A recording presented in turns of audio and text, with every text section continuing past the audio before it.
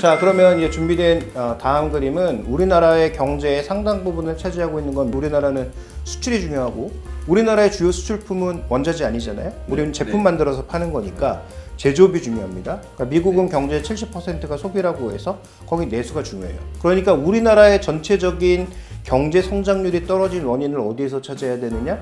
제조업에서 찾아야 되는 거예요. 그런데 우리는 우리 제조업만 잘 되면 되는 게 아니니까 우리는 원재료도 수입해 와야죠, 부품도 수입해 와야죠, 부품을 수출하기도 하죠, 완제품을 수출하기도 하죠, 완제품을 수입하기도 하죠.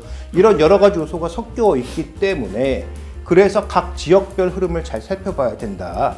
근데 여기 PMI라고 하는 건 뭐냐? 이게 심리 지표입니다. 이게 구매 관리자 지수라는 거예요. 각 회사에 기업의 구매부가 있을 거 아닙니까? 그러니까 어떤 회사든 자기가 생산 활동을 하려면 구매 활동을 할 거 아니겠습니까? 그러니까 어떻게 보면 이 사람들이 경기에 가장 앞단에 있다고 보는 거예요. 그래서 그 사람들한테 매달 설문을 보냅니다. 너 경기 어떻게 보냐? 야, 너희 경기는 어때? 라고 설문을 보내서 그거를 이제 모아서 지수화하는 겁니다. 그래서 기본적으로는 50이 평균이에요. 50보다 높으면 좋다고 보는 거고 50보다 아래 있으면 나쁘다고 보는 거예요. 그러면 이게 지역별로 지금 살펴봤을 때 여기가 50 기준선인데 전부 기준선 부근에 있죠. 그러면 글로벌 제조업이 지금 좋다? 별로다.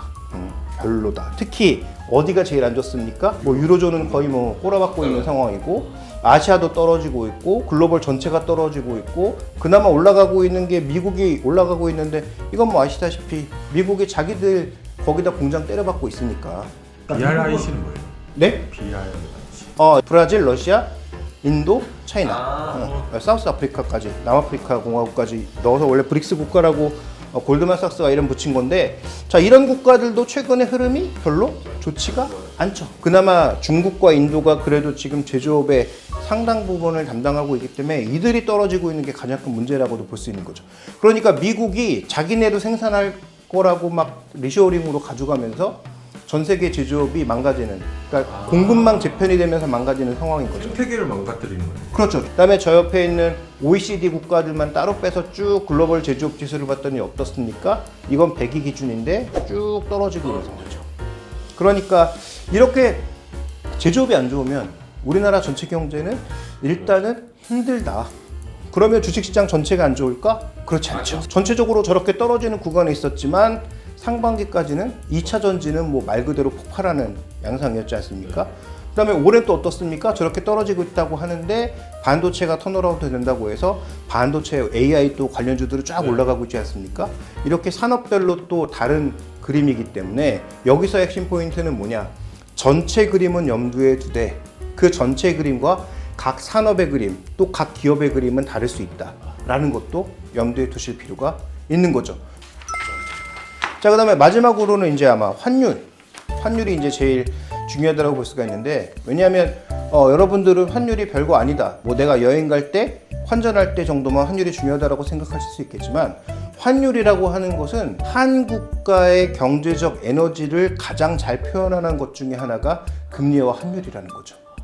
일단 올해 기본 전망 대부분의 이제 경제 기구, 뭐 증권사에서 올 한 해 환율은 하향 안정화될 걸로 예상하고 있습니다. 자, 이건 그냥 여러분께 드리는 꿀팁인데, 네. 갖고 와 카메라를. 뭐 그 정도까지는 아니니까 켜주시는 걸로. 카톡으로 보내주세요.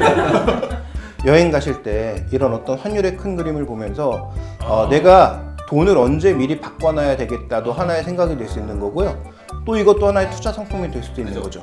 내가 달러로 표시된 금융상품을 들고 있는 게 유리한가, 원화로 들고 있는 게 유리한가도 굉장히 중요합니다. 이게 별거 아닌 것 같지만 환율의 변동폭이 예를 들어서 10%라고 생각하면 내가 미국 시장에서 10% 플러스 났는데 환율로 10% 마이너스 나면 똔똔이라는 거죠. 그런데 세금은 내야 되니까 마이너스로 갑니다.